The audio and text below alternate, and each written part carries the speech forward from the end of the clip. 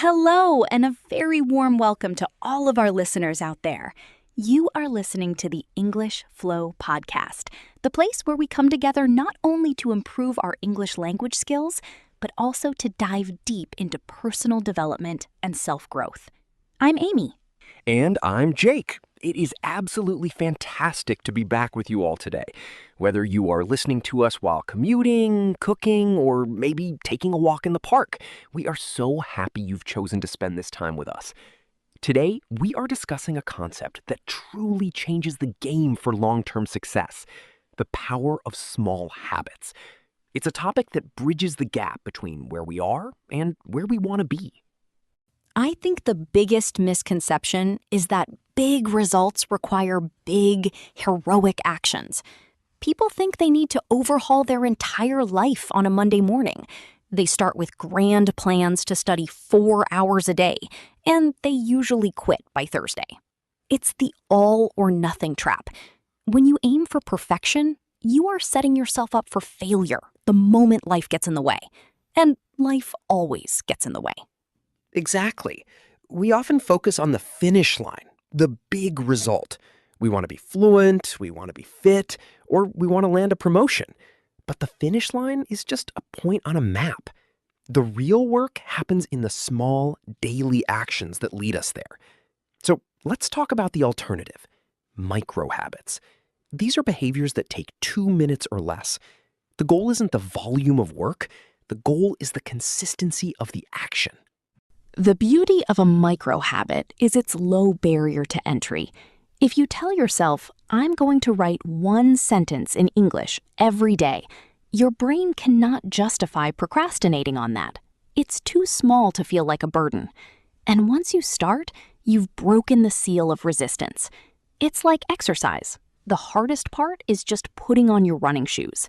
Once you're out the door, the rest of the run is much easier. This links to what we call identity-based habits. Instead of focusing on what you want to achieve, focus on who you want to become. You aren't just studying English. You are becoming a person who learns every day. That identity shift is powerful because it changes your internal dialogue. When you miss a day, it feels inconsistent with who you are, which makes you more likely to get back on track. That identity shift is the cornerstone of long-term change. Let's get into the how-to. A core strategy here is habit stacking. Can you explain that for our listeners, Jake? Of course.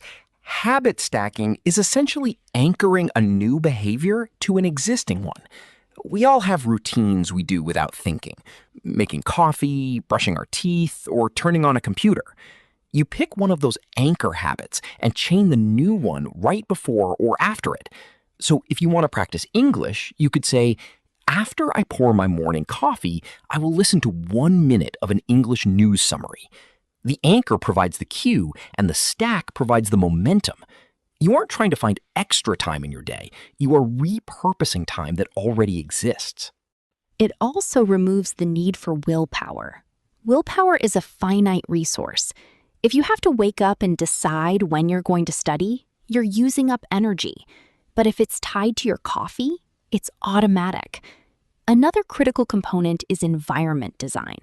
We tend to blame our lack of discipline for not finishing tasks, but often it's just that our environment is fighting against us. If your English textbook is buried under a stack of magazines in a drawer, you are creating friction. You've made it harder to start. If it's sitting open on your desk, you've reduced the friction. Make your good habits visible and your bad habits invisible. If you're checking your phone too much, put it in another room. If you want to drink more water, have a full glass ready on your nightstand. Now, let's talk about the valley of disappointment. This is a concept that traps many people. When you start these small habits, you don't feel a result for a long time. You don't feel smarter after 5 minutes of practice. That's the lagging measure effect. The results of your habits are often delayed by weeks or months. You have to learn to love the process, not just the outcome. You have to trust that the compounding effect is working beneath the surface. I think about it like compound interest in a bank. It's boring at first, but if you leave it long enough, the curve turns vertical. That's why consistency is the greatest competitive advantage. And for our B1 and B2 listeners, I'd suggest applying this to your language input. At this level, you might feel like you've hit a plateau. That plateau is usually because you've stopped the daily intake of language. Don't worry about massive fluency goals. Focus on input consistency. Can you listen to one podcast? Can you read one page? Can you speak to yourself for 3 minutes? Let's touch on the never miss twice rule. It's a lifesaver. We know life happens. You'll have a bad day. If you miss one day, don't spiral into shame. Just ensure that the next day, you're back on track. Missing one day is an accident. Missing 2 days is the beginning of a new negative habit. That second day is the one that really counts. Exactly. And if you're failing, don't label yourself a failure. Label your system as faulty. Ask, is this habit too big? Is it too hard to start? Did I put it in the wrong part of my day? It's a scientific approach. You're the researcher and the subject.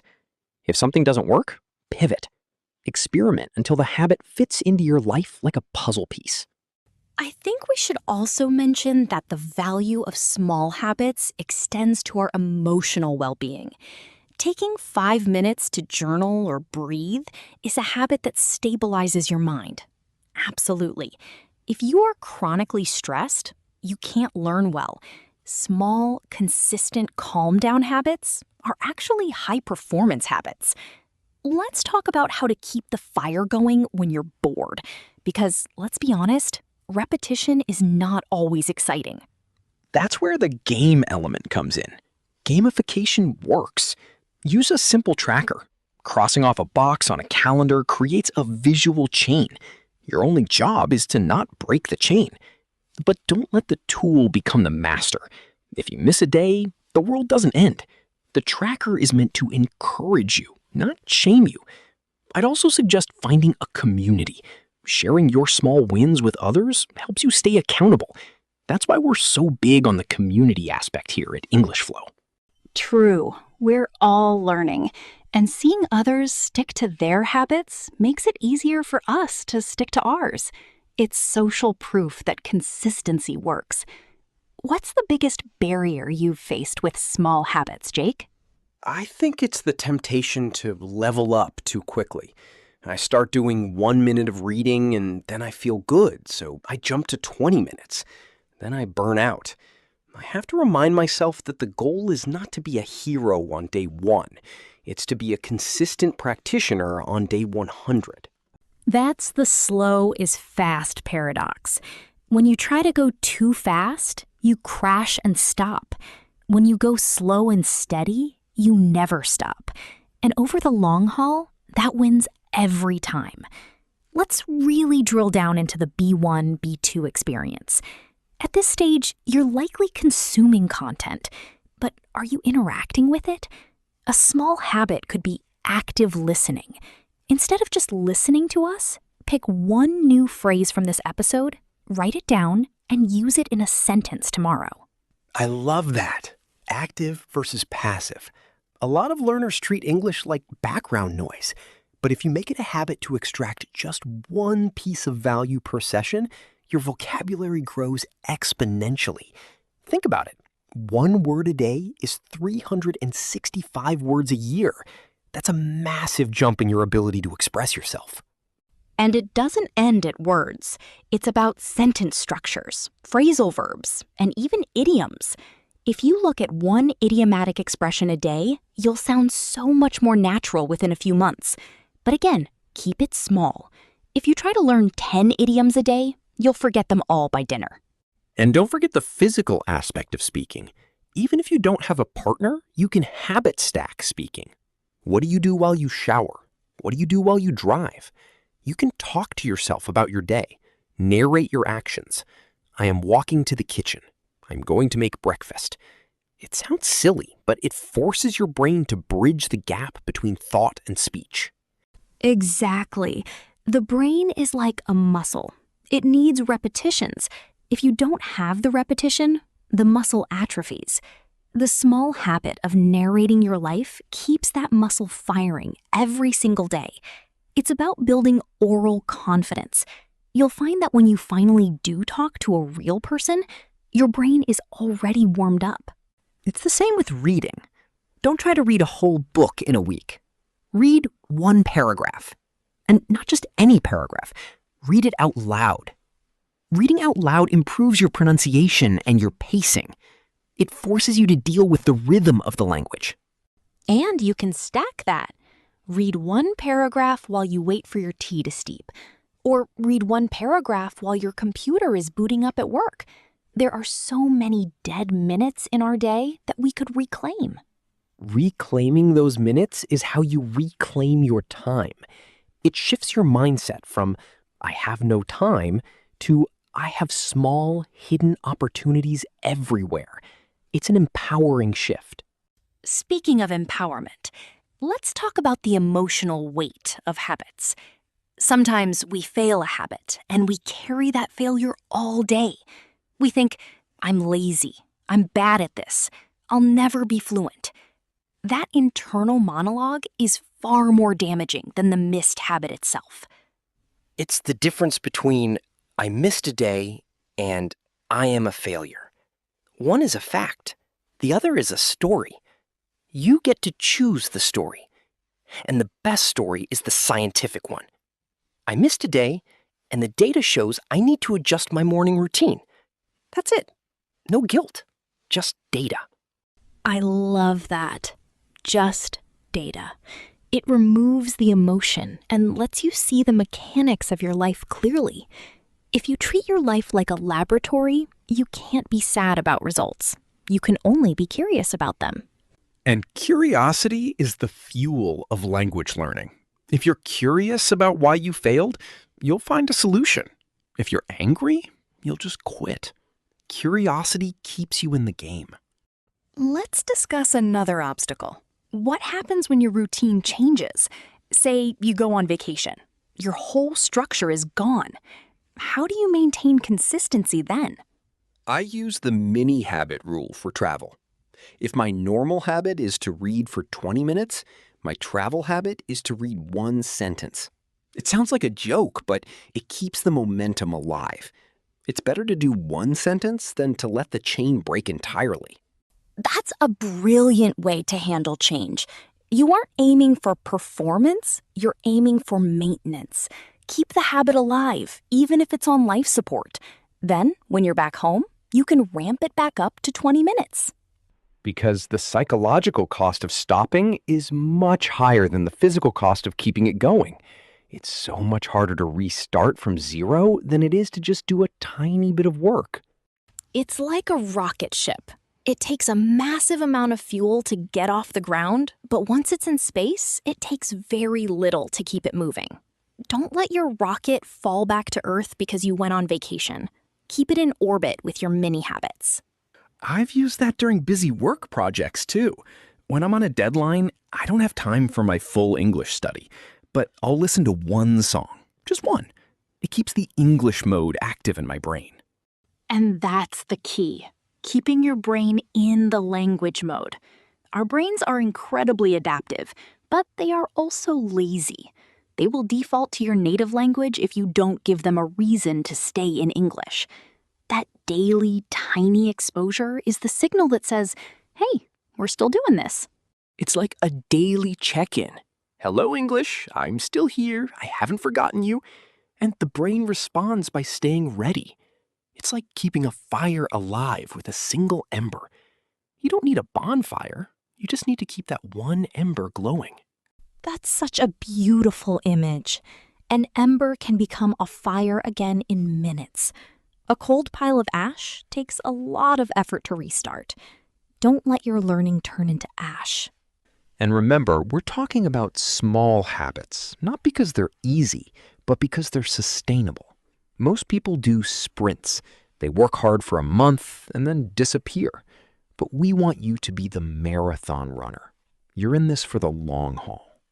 You want to be still learning when you're 80 years old, right?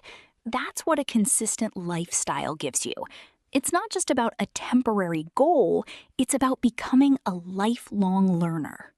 And lifelong learning is the ultimate hedge against boredom, against stagnation, against feeling stuck. When you're a learner, you're always growing, always seeing the world from new perspectives. It's about keeping your brain plastic. Neuroplasticity is real, and it's fueled by new, consistent input. Your brain wants to learn. It's designed to learn. If you feed it small, consistent bits of information, it will reward you with better memory, better focus, and better ability to connect ideas. It's incredible what happens when you stop fighting your brain and start working with it. Instead of forcing it to cram, you're feeding it at a steady pace. It's like the difference between force-feeding a plant and watering it slowly. One feeds it and kills it. The other helps it flourish. Be the gardener of your own brain. Use your small habits to water the seeds you've planted. And let's talk about the social side of habits. What if your friends or family don't understand your new habit? What if they say, "Why are you always listening to that podcast?" Or "Why are you always writing in that notebook?" That's a common pressure. People are often uncomfortable when they see others changing. It makes them reflect on their own habits. But you have to stay true to your own path. You don't need to explain yourself to everyone. Just do your habit and let the results speak for themselves. Eventually, they'll ask, "Wow, your English is getting so good. How are you doing it?" And then you can share your small habit secret. They'll be surprised at how simple it is. They'll be looking for a magic pill, and you'll tell them, no, it was just 5 minutes a day. And they might not believe you because it's too simple to be true. Simple things are often the most powerful. Think about the most important things in life. Drinking water, sleeping, breathing. None of them are complex, but if you stop doing them, you fail. Habits are the same. That's so true. The fundamentals are always simple. We have a tendency to complicate things because it makes us feel like we're working harder. But working hard and working smart are two very different things. I've learned that the hard way. I used to think if I wasn't sweating, I wasn't working. But that's a recipe for burnout. Now, I prefer consistent action. It's much more effective and, frankly, much more pleasant. Consistency is a calm, steady river. It wears down the strongest mountains over time. You don't need a flood to change the landscape. You just need the constant flow. And that is exactly what we're trying to build here. A flow. A state where learning, growing, and improving are just what you do. It's not an event. It's a way of being.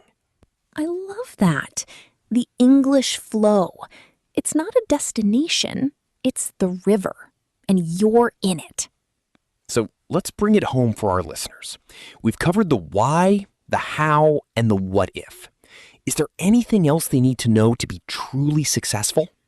I think the only thing left is to start. Like actually, literally start. You can close this app, take a deep breath, and do something for your growth. Just one thing. Don't wait for the perfect moment. Don't wait for the perfect plan. The best time to start was yesterday. The second best is now. So go, right now. Go make that one small change and trust that it's enough, because it is. It's the seed of everything you'll ever become. You've got this. We've got this. Let's do it together.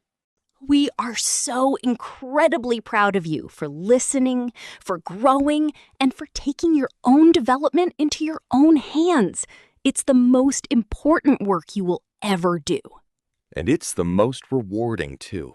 The view from the top of the mountain is beautiful, but the hike is what makes it worth it. The hike is where the life happens. So enjoy the steps, every single one of them. We will see you next time, right here on the English Flow podcast. Until then, keep going, keep learning, and keep growing. Stay consistent, everyone. You are already on the right path. See you next time. Bye. Bye-bye. Take care.